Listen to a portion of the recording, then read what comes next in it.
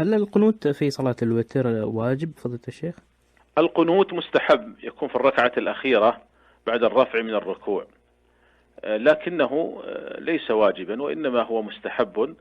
بل قال أهل العلم أنه ينبغي ألا يداوم عليه، ويأتي به أحيانا ويتركه أحيانا، لأن من صلى مع النبي صلى الله عليه وسلم صلاة الليل لم ينقلوا أنه كان يقنت. صلى معه حذيفة وابن عباس وابن مسعود، ولم ينقلوا أنه كان يقنت، وقد نقلوا يعني دقائق وأمورا أقل من هذا. فلو كان عليه الصلاة والسلام قنت لا نقله هؤلاء الصحابة.